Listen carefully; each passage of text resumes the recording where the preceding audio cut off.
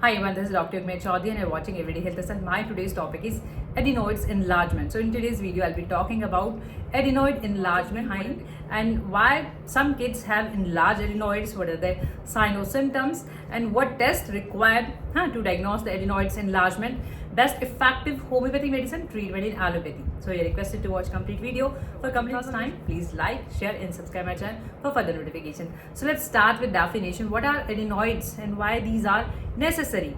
So adenoids kind of tissue and these are located just above your throat, top of the throat, behind your nasal cavity.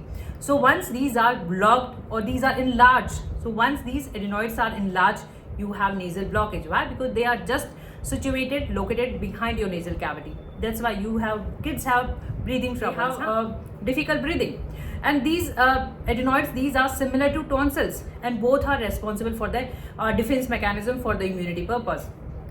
But adenoids, they are usually enlarged. They grow like 3 to 5 years, at the age of 3 to 5 years, and they start reducing with like by the age of 7 years.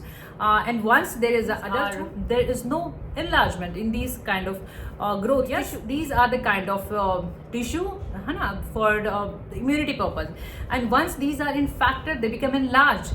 They reduce, their size reduce once the infection goes away. But in some cases, in some children, they remain enlarged. So that causes trouble. Now, what are the causes behind enlarged adenoids? The causes behind enlarged adenoids are, they can be infection, and these are, in some cases, these are by birth, means kids have by birth, after an infection or due to certain allergies. Symptoms, what suffering kids have usually, see, as these are located behind your nasal cavity and they causes obstruction in your nasal passage, so they causes breathing problem. So kids, they have mouth breathing, so their nose are blocked, nasal blockage, nasal obstruction, breathing from mouth. Due to breathing from mouth, they have oral dryness and their lips are cracked, oral dryness. Sometimes there are smell from the mouth, fetor oris or halitosis, bad breath, or sometimes there are recurrent sore throat, catching cold and cough easily. And due to these symptoms, they sometimes have dysphagia, difficult swallowing, sore throat they have, and in some cases they have even sleep apnea, breathing difficulty while sleeping. And one more symptom, that is the ear problem. They have otitis media. In some cases there are fluid get accumulated over there and they causes inflammation in your middle ear, that is otitis media, and that causes hearing trouble. Now the diagnosis part, how we diagnose the condition. This is a case of adenoids. Totality of the symptoms, what all symptoms are there, and oral examination, nasal cavity, oral cavity examination, physical examination, and sometimes their endoscope is inserted, that is flexible instrument that is inserted. Nasal cavity and oral cavity are studied. In some cases there are throat x-ray if it is required. In some cases, in severe or critical cases, once the kid have sleep apnea cases, sleep study is done.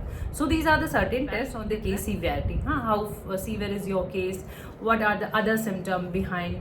Allopathic mode of treatment. If the case is mild one, if these is adenoids are they are mildly enlarged, so they are steroids, nasal steroids are there, and if these are bigger one, so surgical removal is there. But in homeopathy, there are a couple of medicine in homeopathy. They depend on the patient's individual history, how is the constitution of the kid, and what are the other history, what is the physical history, physical makeup, constitution, history of the, and totality of the symptoms. These basically the holistic or individual approach in homeopathy. If you're watching on YouTube, you may find all medicines link below in description box. You can buy and you can start your treatment, but not to buy all the medicine. Just go with your symptom, what all symptom you're having, and you may have different color of the medicine depending the place where you belong. So I'm starting with Sambucus nigra is used in homeopathy when there are nasal blockage, obviously nasal obstruction is there, and thick nasal discharges are there in case of Sambucus nigra. This is clinical quantity. You can go even with the smaller quantity, and this is 200. You can go with the 30 potency. And this is in the liquid form, so just take with the help of dropper 1 or 2 drops 1 or 2 times before having your meal. And these are homeopathy medicine, so only available in homeopathic pharmacy or homeopathic doctor clinic. Calcarea carb is used in homeopathy in treating recurrent cold or cough cases. The child, they catches cold easily, and they have the profuse sweating on their scalp. profuse sweating, profuse nasal discharges. These are the keynote of Calcarea Carb. Again, in the liquid form, 1 or 2 drops, 1 or 2 times before having your meal. And again, don't buy all medicines, not required. Go with your case, what symptom you having. Multiple symptoms, so you can use multiple medicine, 2 or 3 medicine. Just maintain gap 5 or 10 minutes in each medicine. And this Baryta Carb. So Baryta Carb is a prominent remedy, or I can say #1 remedy in homeopathy in treating adenoids, tonsil cases. And Baryta Carb do have adenoids enlargement, tonsil enlargement.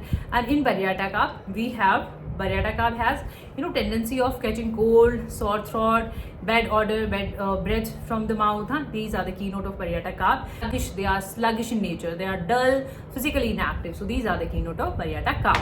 Nux vomica, you might have heard about the gastric symptom, but Nux vomica equally treat respiratory problem. Nux vomica is given when the prominent symptom is snoring. Snoring is remarked in Nux vomica. And night blockage, they could have blockage nostrils during night. So in these kind of cases, we use Nux vomica. Same way, 1 or 2 drops, 1 or 2 times before having your meal. Ammonium carb, again a very good remedy. Ammonium carb treats sleep apnea cases. They have jerking while sleep, and intense blockage is there. So much of blockage that they are jerk in sleep.